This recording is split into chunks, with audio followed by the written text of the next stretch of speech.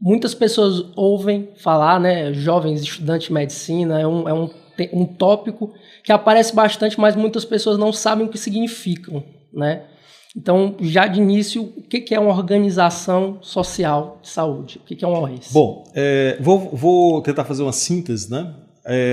Em 1998, ainda era governo Fernando Henrique, faz muito tempo, foi criado uma lei de publicização. O que era essa lei de publicização? Era de tornar cada vez mais público aquilo que era de interesse do Estado. E a saúde, né, é um bem muito precioso e é interesse do Estado, é o interesse da nação. E em sendo o interesse do Estado, ele não poderia ficar restrito apenas ao governo. Então a saúde pública, à medida em que organizações da sociedade civil, tal qual o IGC e outras milhares que existem,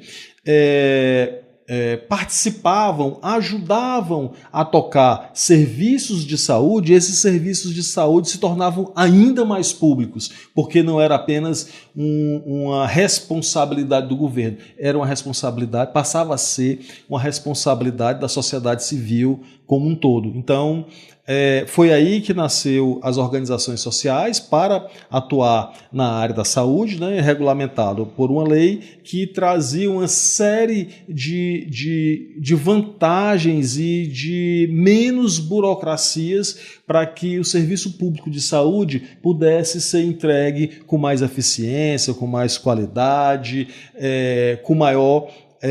com redução de custos, enfim. Então, as organizações sociais que atuam na área da saúde, a partir de 1998, dessa lei federal, passaram a poder efetivamente atuar.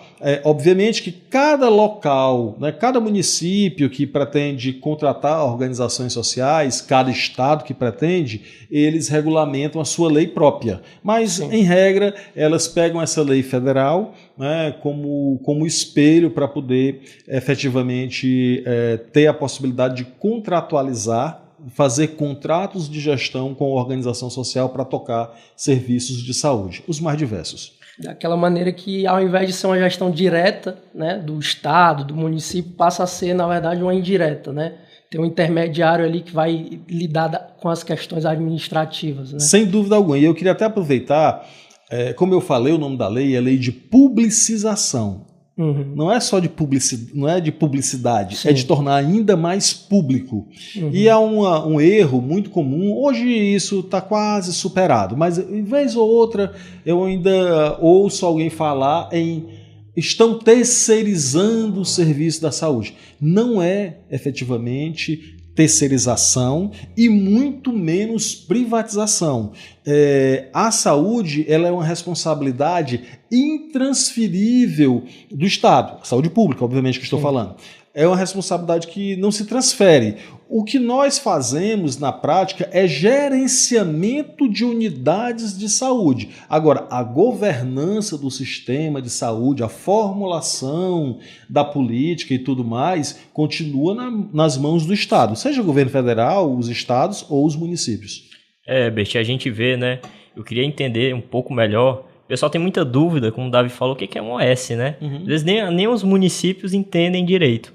Mas qual seria o diferencial do município contratar um OS para fazer essa gestão dessas unidades de saúde? Eu vejo muito a questão da adaptabilidade, questão da velocidade, né? Menos burocracias, flexibilidade. Mas como é que o senhor vê esse diferencial? Bom, são muitos, né? Eu até já citei alguns aqui, mas assim, o que é que eu queria... acho que são os pontos mais fortes, mais relevantes. Acho que a principal questão é a gente conseguir, né, entregar um serviço com muito maior agilidade e com menos burocracia que o setor público tem. Veja bem, a saúde já é um setor absolutamente, digamos assim, amarrado, dizendo de uma outra forma, regulamentado. E obviamente que tudo aquilo que é norma, né, nós seguimos, né? E para além disso, que já é muito regulamentado, né, ainda existe um catatal, uma parafernália de burocracia que o ente público está submetido. Processo licitatório, sempre muito complexo, sempre muito complicado, e nem sempre consegue evitar aquilo para o qual ele foi criado, para evitar a corrupção, isso, aquilo, outro, enfim. E as organizações sociais, elas não são poder público. Elas são instituições privadas, sem finalidade lucrativa, setor, né? Mas elas são o terceiro setor. E para nós não se aplica, por exemplo, na hora que a gente vai comprar, uma lei de licitações. As organizações sociais, elas têm regimentos próprios, aprovados por seus conselhos, enfim, a Assembleia, que facilita a velocidade de contratar pessoas, de contratar serviços. Por exemplo, a gente está aqui muito em função da inovação. Tanto esse podcast existe para tratar de questões como essa, né? Não só de inovação, de liderança, enfim, como nós do IGC estamos muito afinados com esse tema da inovação. Veja o quão difícil é você introduzir inovação dentro do setor público. Agora, se você tem uma organização social que está gerindo uma determinada UPA, e se essa organização social que foi contratada para isso consegue identificar uma health tech ou outro tipo de empresa que tem uma solução para melhorar a gestão da fila, ou para melhorar a experiência do paciente, ou para dar um suporte à tomada de decisão clínica, o processo de contratação é muito rápido. Sim. Muito provavelmente, se fosse via o setor público, na administração direta, levaria ano, ou mais de ano para poder ocorrer. Então, eu reputo, tem N vantagens, mas assim, uma das principais é a desburocratização. Outra vantagem é que, em regra, quando a gente consegue fazer uma gestão com menos burocracia, quase sempre ela impacta diretamente na redução dos custos. Né? E aí vem uma outra discussão que vocês não perguntaram, mas eu vou aproveitar, me permitam.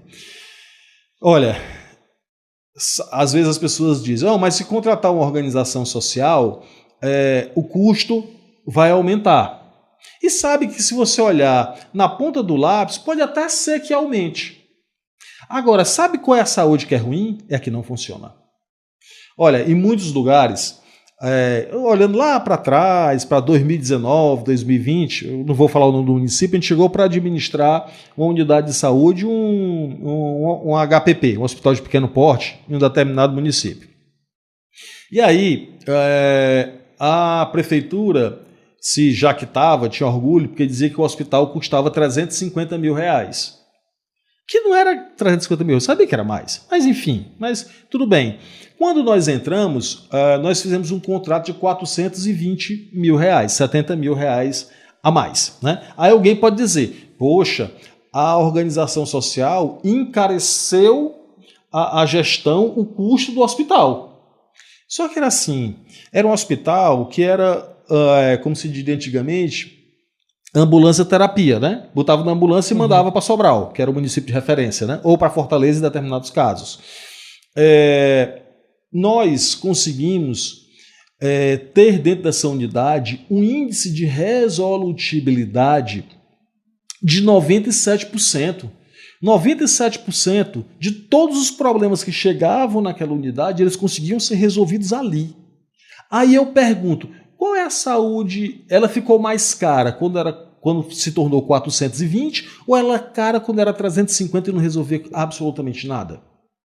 Você tem que perguntar para o seu paciente, né? O que ele está achando? O que é que está achando, né? Sim. Enfim, então, tempo de espera diminuiu, custo de compra dos insumos caiu, enfim, a avaliação NPS, né, ouvindo o paciente, né, ou seus familiares, não posso nem dizer que melhorou, eu posso dizer que ela era muito alta, não posso dizer que melhorou porque antes não era nem medido. Sim. Aí, outra questão, falando em medir, quando você chega num município desse, que você pergunta para o prefeito, para o secretário de saúde, me diga exatamente quanto custa o seu hospital. Eu nunca tive uma conversa dessas para ter uma resposta que fosse pertinente. Objetiva, eles clara, não sabem, né? Quanto custa. Quando uma organização social passa a assumir, efetivamente já tem um valor contratado que você sabe exatamente quanto é que custa, quanto tem que fazer minimamente de procedimentos, quais são as metas quantitativas e qualitativas que devem ser atendidas. Mesmo quem fiscaliza, a Câmara Municipal, ela passa a ter um orçamento objetivo para fiscalizar, porque existe uma prestação de contas que é entregue todos os meses, não só com os dados financeiros, mas com os dados também assistenciais. E antes, como é que efetivamente não sabe nem quanto é que custa? Né? Enfim, então eu falei demais já, me alonguei aqui na resposta, mas eu acho importante esclarecer esse ponto, porque ainda existe no conjunto da sociedade, e a meu ver, não porque eu presida uma organização dessa, eu acho que é um equívoco, muitas vezes, um conjunto de críticas que é feito a uma organização social. Eu vou ficar aqui restrito à área da saúde, que é a área que eu tenho atuado. Por óbvio, existem instituições e instituições, né? O que cabe ao gestor público na hora de contratar é efetivamente avaliar qual a instituição que tem condição de entregar uma melhor resposta, uma melhor condição para o município ao qual o prefeito tem a responsabilidade de administrar, né, a cidade.